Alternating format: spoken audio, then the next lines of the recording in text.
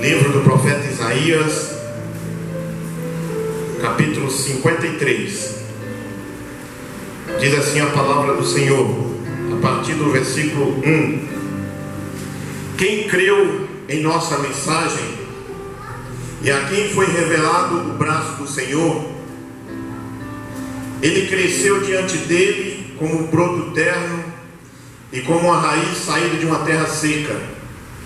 Ele não tinha qualquer beleza ou majestade que nos atraíssem. Nada havia em sua aparência para que o desejássemos. Foi desprezado e rejeitado pelos homens, um homem de dores e experimentado no sofrimento, como alguém de quem os homens escondem o rosto. Foi ele desprezado e nós não tínhamos por estima. Certamente ele tomou sobre si as nossas enfermidades e sobre si levou as nossas doenças. Contudo, nós o consideramos castigado por Deus atingido e afligido. Mas ele foi transpassado por causa das nossas transgressões, foi esmagado por causa das nossas iniquidades.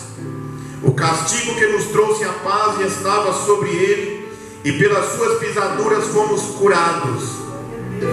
Todos nós, como ovelhas, nos desviamos, cada um se voltou para o seu próprio caminho, e o Senhor fez cair sobre ele a iniquidade de todos nós. Ele foi oprimido e afligido, contudo não abriu a sua boca. Como um cordeiro foi levado para o matadouro, e como uma ovelha diante de seus tosqueadores fica calada, ele não abriu a sua boca. Com julgamento opressivo ele foi levado. E quem pode falar dos seus descendentes? Pois ele foi eliminado da terra dos viventes. Por causa da transgressão do meu povo ele foi golpeado. Foi-lhe dado um túmulo com os ímpios e com os ricos em sua morte, embora não tivesse cometido nenhuma violência, nem houve nenhuma mentira em sua boca. Contudo, foi da vontade do Senhor esmagá-lo e fazê-lo sofrer. E embora o Senhor tenha feito da vida dele uma oferta pela culpa, ele verá sua prole e prolongará seus dias, e a vontade do Senhor prosperará em sua mão. Depois do sofrimento de sua alma, ele verá a luz e ficará satisfeito pelo conhecimento. Meu justo justificará a muitos e levará a iniquidade deles. Por isso eu lhes darei uma porção entre os grandes, e ele dividirá os despojos com os fortes.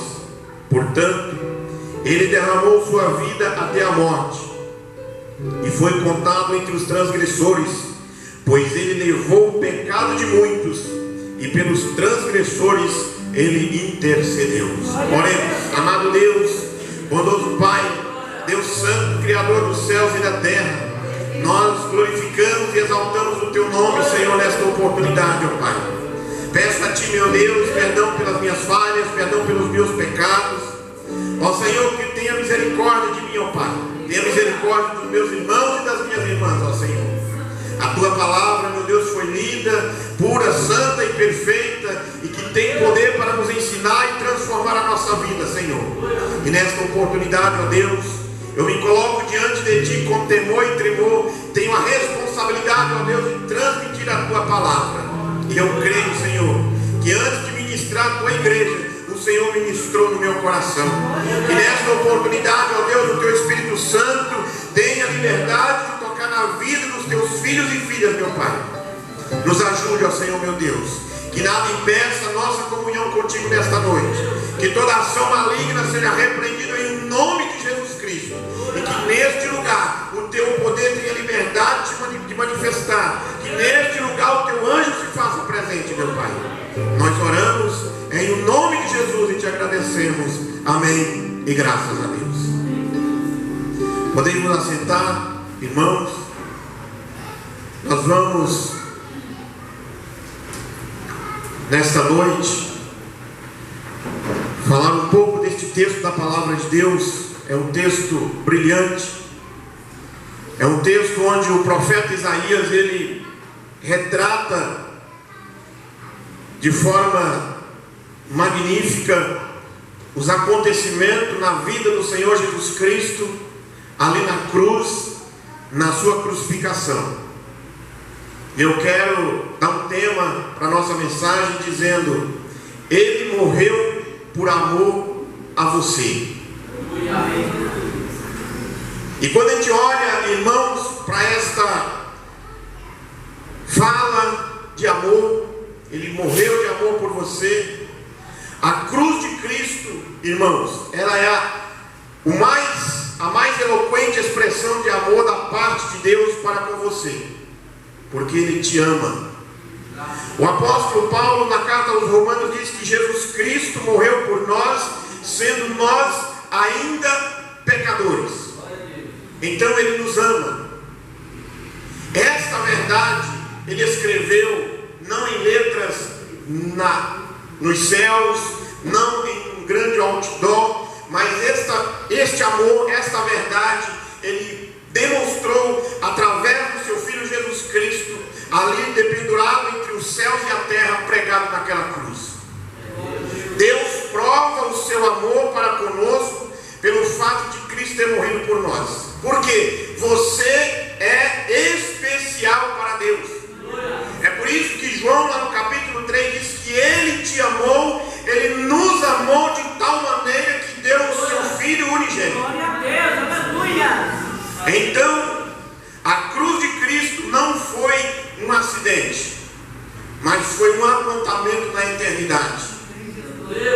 Cristo veio com o propósito de morrer para salvar o homem e para salvar a mulher pecadora. Ele foi morto desde a fundação do mundo.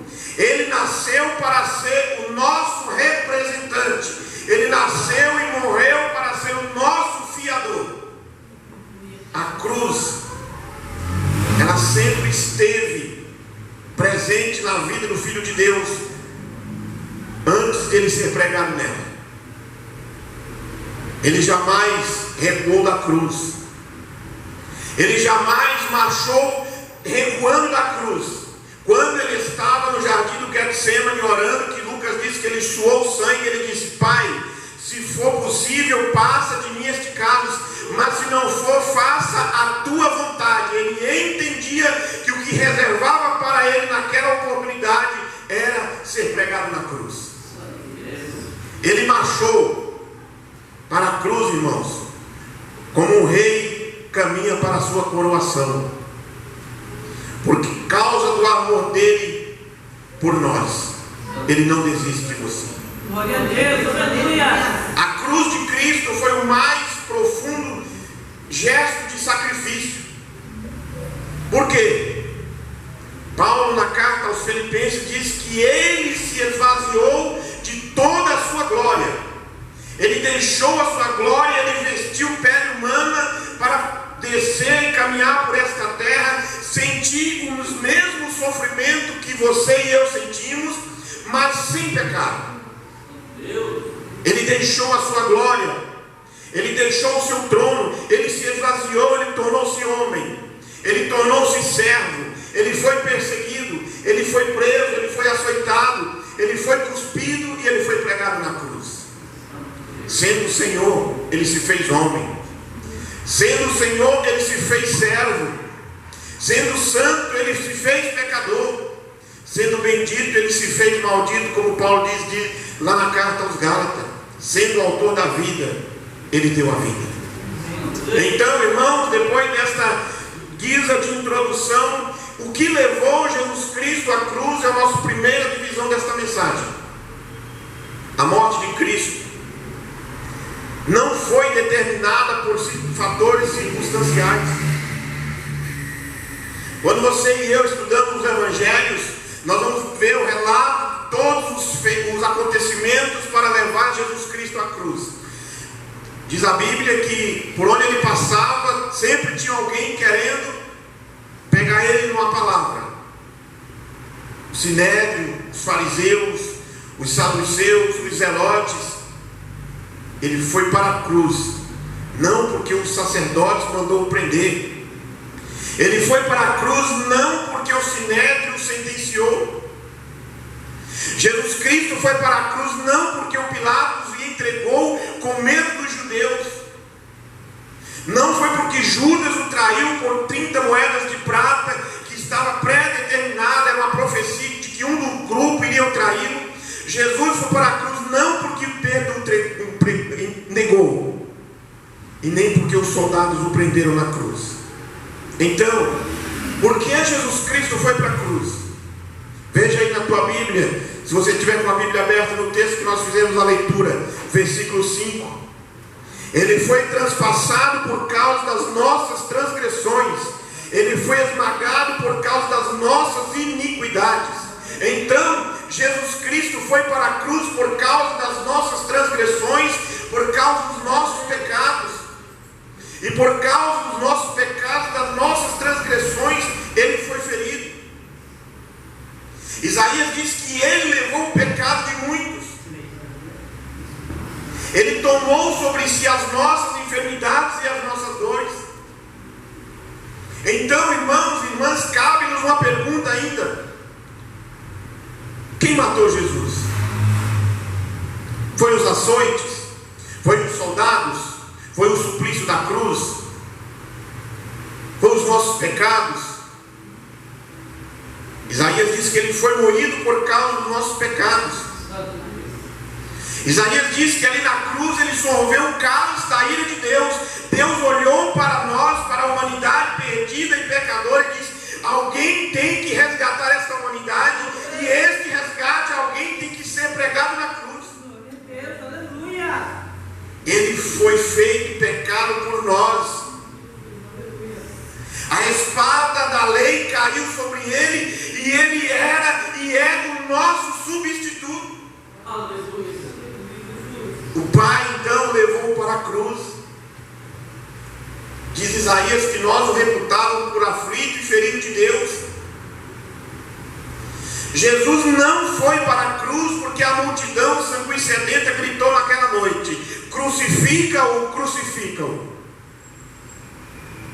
Jesus não foi para a cruz porque a multidão gritou assim: nós queremos que solte Barrabás e que este que se diz rei dos reis, que diz filho de Deus, seja pregado na cruz. Não foi por causa da inveja, não foi porque Pilatos o entregou, o sentenciou. Ele foi para a cruz porque o Pai o entregou por amor a mim e a você. Glória a Deus, aleluia. Ele entregou-se voluntariamente. Lembra da palavra que ele diz lá no Evangelho de Lucas, quando ele estava preso, para ser preso, que Pedro arranca a espada e corta a orelha do servo do sumo sacerdote. E aí Jesus: Pedro, bota a sua espada na bainha. Não precisa, Pedro. Se eu quisesse, eu pedia para o Pai, ele mandaria uma legião de anjos e exterminaria todo mundo. Não precisava também ele pedir uma legião de anjos, apenas uma palavra. Ele matava todo mundo ali que estava para prender ele. É tanto que quando Jesus está para ser preso, que os soldados perguntam quem que ele está procurando, que ele diz: sou eu. O poder da palavra de Deus diz no texto bíblico que eles caem desmaiados. Ele se entregou voluntariamente. Ele nos amou e entregou a si mesmo por nós. Em segundo lugar, que tipo de sofrimento Jesus suportou por amor a você e a mim? Primeiro, ele suportou o sofrimento moral e espiritual. Seu sofrimento foi repulsivo. O texto no versículo 3 diz que ao ver o sofrimento dele, os homens escondiam o rosto. O sofrimento dele não produziu compaixão, e dele não fizemos caso, diz Isaías no versículo 3. Ele teve a mais longa experiência de sofrimento. Isaías diz que homem de dores, que sabe o que é padecer. Se ele sofreu, suportou o sofrimento moral e espiritual, ele suportou a rejeição. Isaías ainda diz para nós que ele foi o mais rejeitado dentre os Ele veio para os que eram seus, mas os seus não o receberam. Ele foi rejeitado pelos religiosos da sua época, que o chamaram de fanático, chamou ele de lunático, de blasfemo, de mentiroso, de pecador, de beberrão, de endemoniado. Ele foi rejeitado que ao aplaudir um pecador, a multidão empolgada com seus milagres, agora com uma turba sangue sedenta diante de Pilatos grita: crucifica-o. A multidão ainda grita assim: que o sangue dele caia sobre nós. Mas quando a multidão diz que quando o sangue dele caia sobre nós, não era um sangue para perdão, mas era por causa de ter rejeitado. E é isso que nós encontramos no ano 70, quando Jerusalém é destruída. Ele foi rejeitado pelas autoridades romanas. Herodes quis o matá-lo quando criança, não conseguiu. Pilatos covardemente o entrega para ser crucificado. Herodes Antipa o escarnece. Ele foi rejeitado pelas autoridades judaicas. Você pegar o julgamento de Jesus Cristo e for comparar com o julgamento hebreu, com o julgamento do Sinédrio judaico, não aconteceria daquela forma. O Sinédrio forjou testemunhas falsas para acusá-lo. A Bíblia diz que cuspiram no seu rosto. Ele foi rejeitado pelos apóstolos. Judas o traiu. Pedro também o rejeitou quando negou. Quando Pedro todos nós conhecemos a história de Pedro. E Pedro querendo: não, Senhor, deixa comigo. Eu resolvo o problema, Jesus. Eu vou para a cruz no teu lugar. Jesus vira para Pedro e diz: afasta de mim, Satanás, porque não fala das coisas dos homens, da coisa de Deus, mas fala das coisas dos homens. Aleluia. E aí quando Jesus está preso, Pedro é aquele homem que vai assim escondido. Eu vou observar de longe, vou ver o que vai acontecer. Só que Pedro é de uma região que a fala é totalmente diferente da fala dos hebreus de Jerusalém. Pedro é galileu. E aí quando Pedro está lá observando o que está acontecendo com Jesus de longe, alguém conversa com ele e pergunta para ele, ele diz: eu não conheço esse homem, não sei nem quem que é. Aí diz alguém, diz assim: tu és um deles, porque a tua fala te denuncia, porque tu és galileu. Ele nega por 3 vezes, e a Bíblia diz que na terceira vez ele nega. Na sua negação o galo canta, e nesta oportunidade que o galo canta, Pedro escuta o galo cantar, e ele lembra daquilo que Cristo falou. E na cena, podemos retratar na cena, Jesus está sendo conduzido de um lugar para outro. Jesus passa e dá aquele olhar para Pedro, aí Pedro lembra. Pedro diz: a casa caiu para o meu lado, não tem mais jeito. Ele é o Filho de Deus mesmo. Aleluia. Ele é o Senhor dos senhores. E aí Pedro pode ter dito assim: eu sou um covarde. E aí Pedro desaparece da cena. Os demais discípulos não se mostram mais presentes. Vai aparecer João lá no outro dia, já na cruz. Quando Jesus está na cruz, João vai aparecer lá presente. E nesse momento, Jesus lá na cruz, ele sente que Deus o desampara e grita. Já no final do momento da crucificação, ele disse: meu Deus meu, por que me desamparaste? Além de ser rejeitado pelos homens, diz o texto bíblico dos evangelhos que naquele dia há um silêncio e Deus não manifesta o seu poder. Deus deixa que aconteça, que a palavra se cumpra, que a salvação aconteça na vida dos homens através do seu Filho. E o sofrimento é tão grande de Jesus Cristo que o sol não brilha boa parte daquele dia. Quando eu e você, irmãos, amamos mais o pecado, nós crucificamos Jesus Cristo mais uma vez. Quando nós caminhamos mais em direção ao pecado, nós crucificamos o Filho de Deus novamente. Mas além dele ser rejeitado, ele foi humilhado. A Bíblia diz lá nos evangelhos que o sinédrio cospe no rosto dele. Não tem humilhação maior na vida de qualquer ser humano um ato como esse. Não adianta você dizer, bater no peito e dizer assim: pastor, se alguém me ofender, ou se eu ofender alguém e alguém cuspir no meu rosto, eu vou ter a mesma disposição de reação que Jesus Cristo teve, que você e eu não temos. É humilhante. E a Bíblia diz que cuspiram no rosto dele e ele ficou quieto. Os soldados humilham, rasgam seu corpo com chicotes. Ele disse que era o Filho de Deus, os reis colocam coroa de espinho na sua cabeça.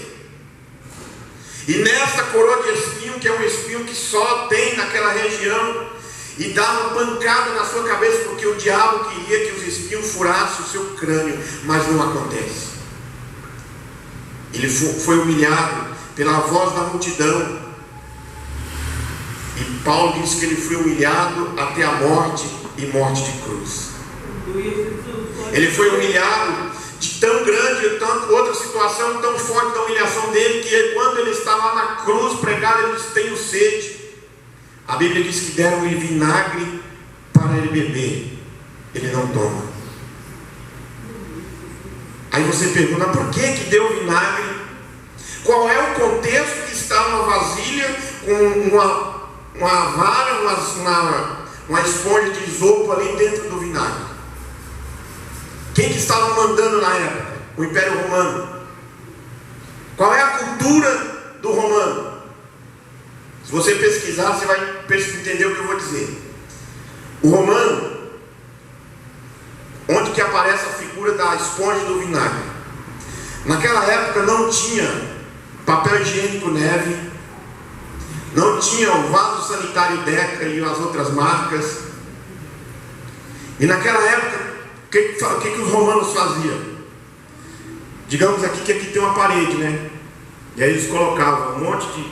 talhava na pedra um monte de vaso, tipo o vaso que a gente tem hoje. E diante disso aqui passava, eles colocavam, fazia com que passasse um rego de água, e a vasilha com a esponja de vinagre, uma vasilha com vinagre e a esponja dentro. Aí a pessoa sentava ali, e dizem alguns historiadores que era muitos, eles sentavam e ficavam ali conversando, fazia a sua necessidade, que todos nós fazemos. E ele o que fazia? Pegava aquela esponja, lavava naquela água corrente, enfiava no vinagre, fazia a sua higiene, aí depois fazia de novo naquela água, enfiava no vinagre, porque o vinagre ele mata todas as bactérias. Aí o romano, para humilhar Jesus Cristo, pega o vinagre que está naquela vasilha e vai e leva na boca de Jesus, sendo que alguém que está com sede não bebe vinagre, bebe água. É por isso que Jesus recusa o vinagre para beber, porque era humilhante. Você e eu, quando usamos lá em casa o banheiro, nós não guardamos o papel higiênico para outro uso. Ele é jogado no lixo e é descartado. Jesus Cristo foi humilhado desta forma por causa dos nossos pecados. Jesus suportou o sofrimento físico. Isaías diz no versículo 2 que não havia beleza nele, ele não tinha aparência e nem formosura. Por que não tinha aparência e nem formosura? Por causa da feiura moral e espiritual nossa, por causa dos nossos pecados, dos nossos horrendos pecados foram lançados sobre ele. É por isso que Isaías diz que ele não tinha aparência, ele ficou desfigurado. Ele foi feito pecado, maldição, o seu corpo foi ferido, ele ficou ensanguentado. A Bíblia diz que o seu corpo ficou cheio de hematomas e de chagas. Toda a nossa tragédia foi lançada sobre ele. E aí no versículo 4, versículo 5 e 10 diz que ele sofreu tortura. A Bíblia diz que ele foi ferido, ele foi afligido, ele foi oprimido, ele foi moído, ele foi transpassado. Agora, sendo libertador, ele foi preso. Sendo santo, ele é escarnecido como um criminoso. Sendo criador, ele foi cuspido pela criatura. arquejado, machucado pelos açoites, com o rosto ensanguentado. Ele empreende a longa caminhada rumo ao Calvário. Sua fronte está sangrando, seu corpo febril lateja por causa das chicotadas. Começa a grande marcha para o Monte do Juízo. A maior marcha da história, irmãos, não foi em cima de um carro com rodas de ouro, não foi em cima de um animal, o melhor animal da época, mas a maior marcha da história foi de um homem que estava carregando o próprio instrumento da sua crucificação. Glória a Deus, aleluia. Jesus marcha na maior marcha da história, sendo castigado por causa das máscaras de toda a humanidade. Ele marcha debaixo da zombaria da multidão. Seu corpo balança e cai. Ele é levantado através dos empurrões. Os fortes chicotes perseguem aquela marcha. E quando ele chega lá em cima no cume do monte, ele é erguido naquele leito vertical da morte. Suas mãos são rasgadas, seus pés são transpassados. Foram 6 horas de agonia e horror. Ali, irmãos, suspenso entre os céus e a terra, ele sofreu a dor, ele sofreu sede, ele sofreu a humilhação, a vergonha, o abandono. Mas os evangelistas dizem para nós que ali, depois das 15 horas da tarde, quando ele entrega o seu espírito, antes de que o sol se ponha, alguém pega o seu corpo e leva e coloca no sepulcro. Aquele que foi pregado na cruz, que foi colocado no sepulcro, no terceiro dia ressuscitou e saiu vitorioso. Aquele acontecimento de que o sol cobriu o seu rosto, porque ele teve a vergonha de ver o Criador sofrendo.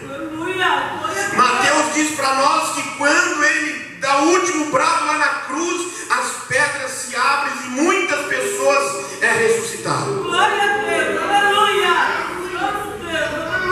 Isaías diz para nós que ele sofreu o sofrimento da contusão. Ele foi ferido por um instrumento grosso que não fura na chuca. Isaías mostra para nós, se você botar um legista para entender este texto aqui, ele vai dizer isso para nós.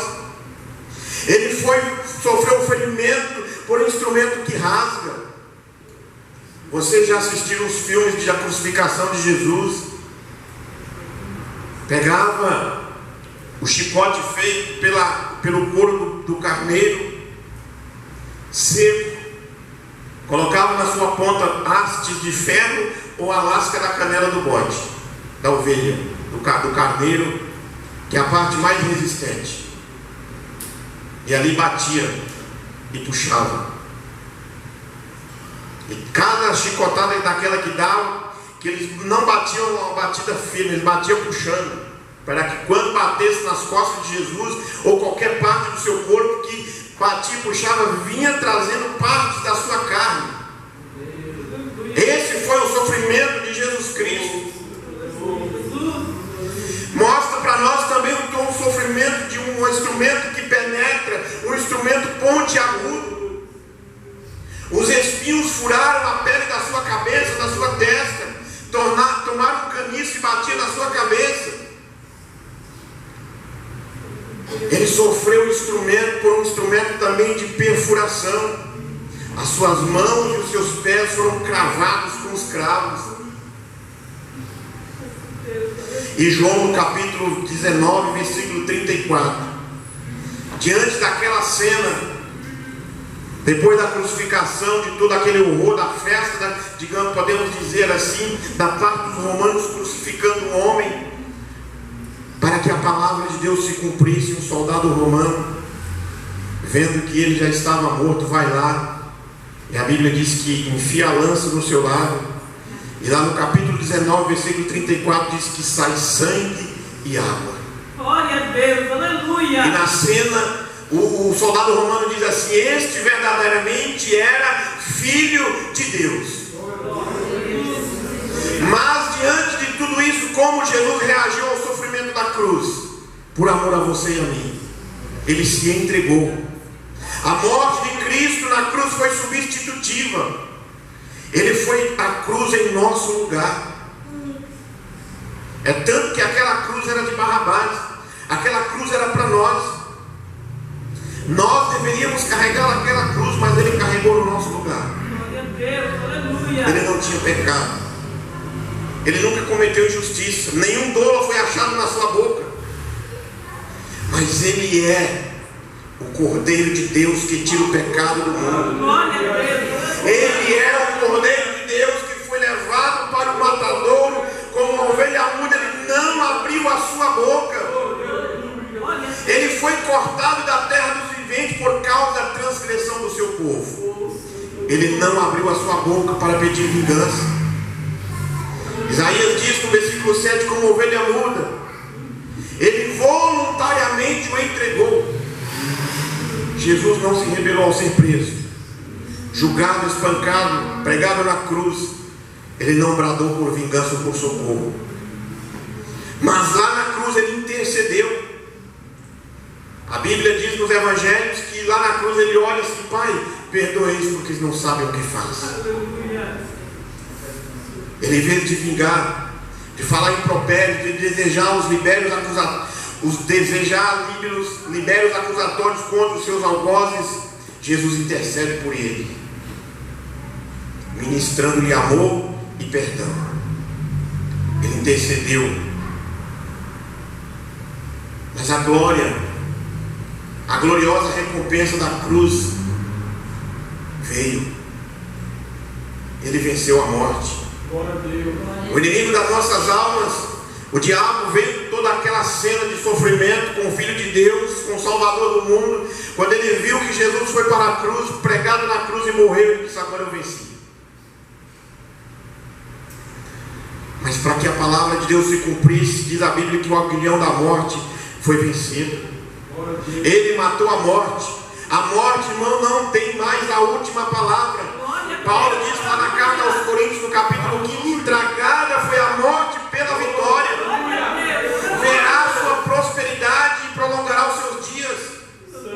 Ele ressurgiu, ele está vivo, ele venceu a morte, ele abriu o túmulo de dentro para fora. Aleluia! Ele nos comprou com o seu sangue. Ele nos tirou da maldição do pecado. Ele nos tirou do império das trevas, da potestade de Satanás e do jugo do pecado. Você e eu somos livres.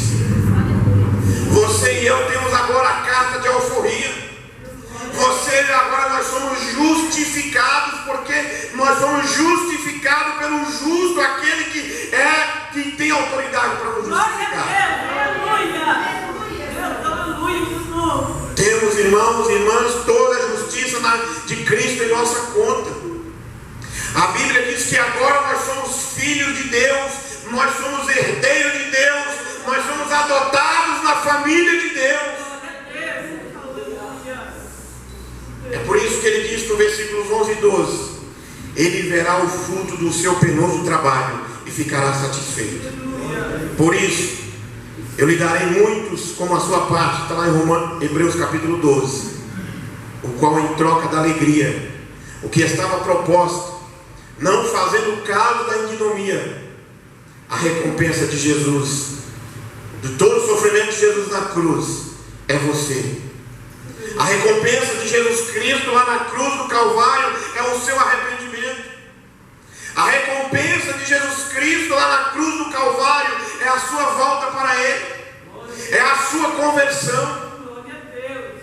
Então eu quero dizer para você, irmão, irmã, já a título de conclusão: se você rejeitar Jesus Cristo, você está o crucificando novamente. Se você rejeitar Jesus Cristo, você está cuspindo no seu rosto novamente. Mas Ele tem alegria em recebê-lo de volta. Glória a Deus, aleluia. Cristo suportou para todo o sofrimento para conquistar você.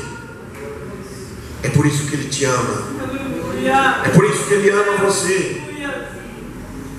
É por isso que Isaías se diz: o sofrimento e a glória do servo do Senhor.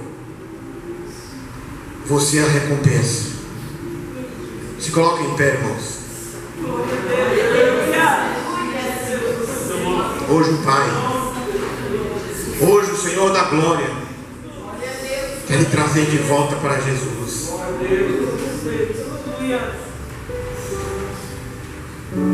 Ele quer que você seja a alegria dele.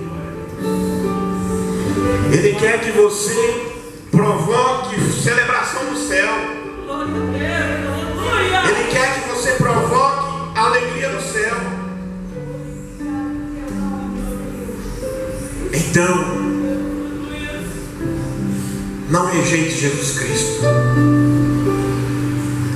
Assim como João disse: veio para os que eram seus, mas os seus não o receberam.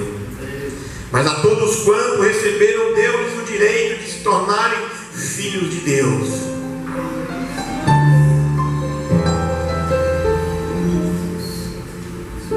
Aquele que é a palavra tornou-se carne e viveu entre nós. Louvado seja Deus. Este é aquele que te ama. Este é aquele que ali na última frase, das últimas palavras da crucificação, ele disse: tetelestai, está consumado. Toda vez que um